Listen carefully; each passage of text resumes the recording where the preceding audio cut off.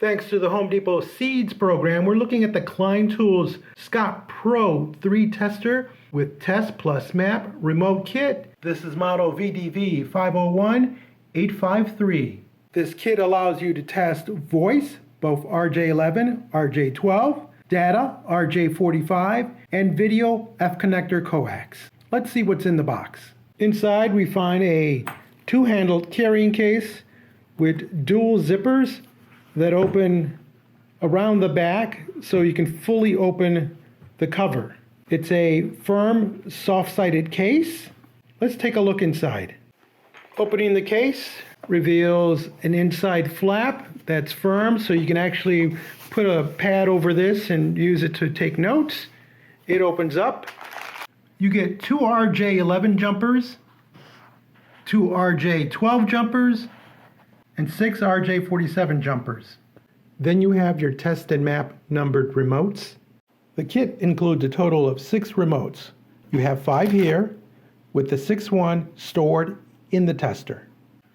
In addition, you also get 14 coaxial barrel connectors, 7 female to female and 7 male to female. And don't worry, they won't make a mess in your case because they actually go in their own storage area. You also get a multi-language owner's manual and a 9-volt alkaline battery. To access the battery compartment, you have a Phillips screw that you have to loosen. That reveals where the 9 volt's going to go. Unfortunately, this cover does not snap into place, so you're always going to have to use this screw to secure it. The protective label is actually good because it shows you that it does voice, it generates a tone that you need an optional probe for. It does coaxial. It'll send a signal to a router and show you where the port is, so a blink function, and of course Ethernet. It'll tell you if a cable's passed, if there's a crossover, if the wiring is reversed, and if the cable's shielded, if there's a fail, a short, a split, an open. If you have power over Ethernet, you can get a voltage reading if you plug into here. You can also get an amperage reading. In addition, it'll show you the pairing up, so if the cables are correctly wired, will be displayed. And it'll even give you an indication of battery level. Beneath the display, there's 7 operational buttons. Power, the big one at the bottom. Then you have for testing phone, video cable, Ethernet, for generating a tone, and for doing a hub blink, your settings, and cable length and power over Ethernet. And below the buttons is the removable test and map. It has RJ1112, RJ45 connection, and then on the back side, you can do video. And then when you don't need it, you just simply store it back into the device. The only difference between Remote 1 and the rest of these are that these do not do voice. But combined, you can test up to 6 different locations. I'm at a client location where they say they have Ethernet connection on this port, but not on this port. So we verify that this is hooked up to the same source. They're both connected to the same router. So now we need to determine what's wrong with this line. Coming to our VDV kit, I'm going to use the tester, an RJ45 jumper that I will connect to the head end of the tester, and then to the Ethernet port. Over at the router end, I'm going to connect this not to the router, but to the cable that's coming off the router. We're using ID number 2. We attach our jumper. At our router end, we connect the remote, and we're ready to test. We power up the unit, switch on the backlight mode, switch over to data, and it shows us that ID2, there's a failure, and if we look, we see that 1, 2, 3, 4, 5, 6, 7, 8 is the connection at this end, And what we have at the other end is 87436251. So obviously it's not hooked up right at that end. So we immediately know that the problem is not at this side of the connection, but on the other side. But is it the Ethernet cable going from the test probe to the wall jack, or from the wall jack to here? Back to the router, what I'm going to do now is I'm going to unplug the other end of this cable, which plugs into the wall jack, and just test this cable to make sure this is not the culprit. I've located the other end of the cable, which plugged into that bottom port on the wall jack. We come down to our unit. We tell it to test. And we see 1, 2, 3, 4, 5, 6, 7, 8 on top, and 1, 2, 3, 4, 5, 6, 7, 8 on bottom, verifying that this cable is properly wired. So the problem is in this connection here inside that panel. So we're going to have to pull that panel out and rewire the connector. Depending on your point of view, it's either a good thing or a bad thing, but with the cable disconnected, it does not update. It just keeps on giving you the last reading. Some people may not like that. Others, you can just turn around to your boss and say, hey, look, these are the readings I'm getting after you've disconnected. So it's either convenience or a bad thing, depending on your point of view. And just to check my work, I plugged in a jumper to that lower port, came into our tester, and I put a probe at the other end, and it identifies my ID number 4, which is correct. And the connection at this end is 1, 2, 3, 4, 5, 6, 7, 8. At the other end, 87436521. So we do verify that it is cabled incorrectly. Now, in doing the repair, I did discover one issue that's a little bothersome. This top set of numbers represents the cable going out, and then this is the remote cable, the bottom numbers. So if the numbers don't match up, then you know the wiring is wrong, which is the case we had. But I discovered that when I went to the other end and I reversed this, it showed the same configuration. It always pointed back to the problem being at the other port. In reality, it turned out that the problem was at this port. This was miswired, and even though this indicated that from this end that the other side was bad, the other side was totally good. So I rewired them both just to make sure that I had new punch downs and everything was correct. And as you see here, this test verifies that all the pins line up correctly.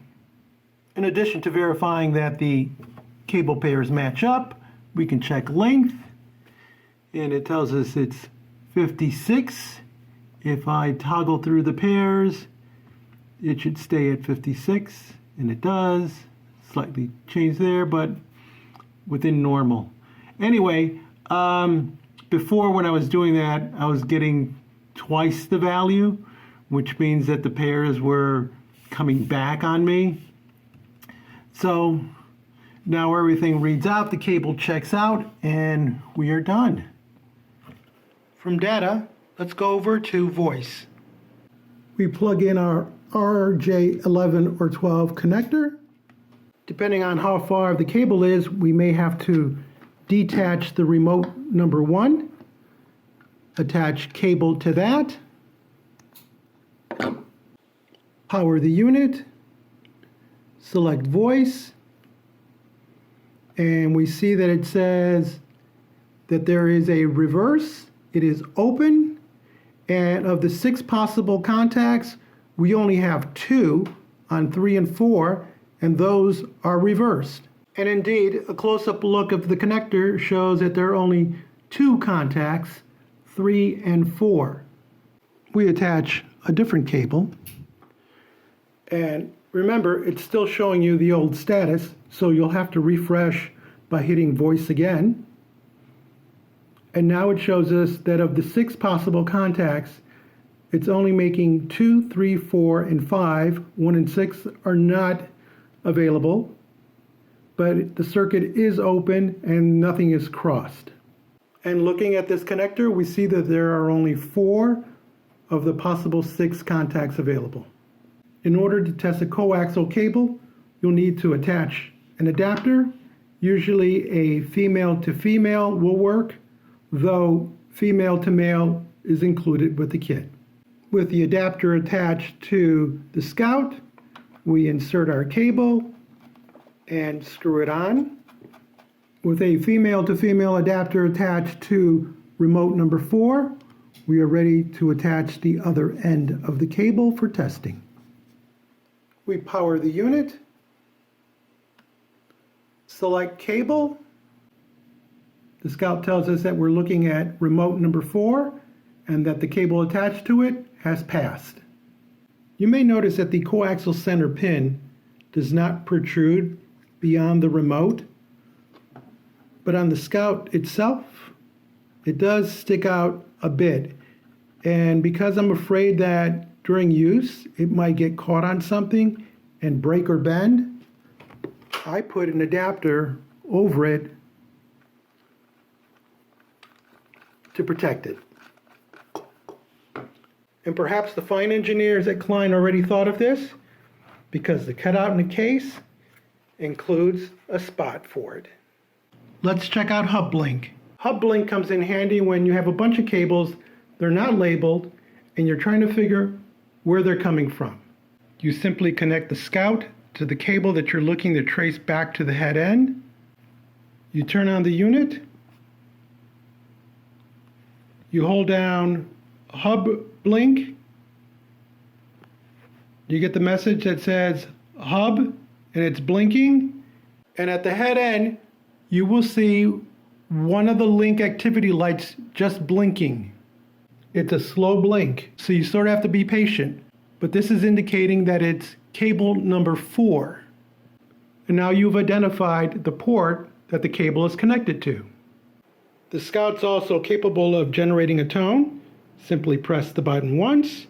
You get 800, again, 1000, 1200, 1400, 1500, and now it will alternate between 8 and 1000, 1500 and 1000, and back to 800. Of course, you will need the optional tone tracing probe in order to utilize this function. Another button to explore is Settings, and what that allows you to do is to change the constant for cable length, so you can adjust it actually for the brand of cable that you're using. Details are in the manual. Another function is cable length. Simply plug one end of the cable to the device, the other to an ID number, power the unit, hit cable length, and it will tell you the length of the cable. By cycling through, you can see the different pairs and the associated measurement. Our final button is PoE, which is on the same button as cable length. You just press and hold, and it puts you into PoE. It even points to the port. This is where you would plug in a PoE cable, and it allows you to measure voltage and amperage. From the choice of the case to the included components, I think this is a great kit. The Scout Pro3 is truly a multifunctional tool. The variety of jumper cables is a nice complement to the 6 probes, and while only one probe can actually do voice work, you can always buy additional probes should you find yourself needing more.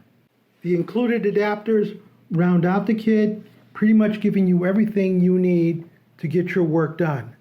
And while I do miss having a tracing probe here, I understand that they probably think that anyone who's buying this kit already owns one. With its ability to work with voice, data, and video, it'll make short work of tracing and diagnosing any cable issues. The only 2 shortcomings that I saw to this kit are, 1, the battery back cover needs to be screwed in, otherwise it comes off. I think A simple snap-on cover would have worked for everybody and would have made battery changing very easy out in the field. 2, I take issue with the fact that the video probe pin is sticking out just a bit too much and is in danger of getting bent or broken. Of course, adding one of the adapters on top solves that problem, and it seems that maybe the engineers were ahead on that issue since they provided a space for it. For those of you doing VDV work, whether it's a mansion or a high-rise, this would be a great tool to have. If you found this video interesting or useful, give us a thumbs up, leave us a comment, please subscribe, and join our subscription team. They're the ones that help keep the commercials outside of these videos. And as always, thank you ever so much for watching.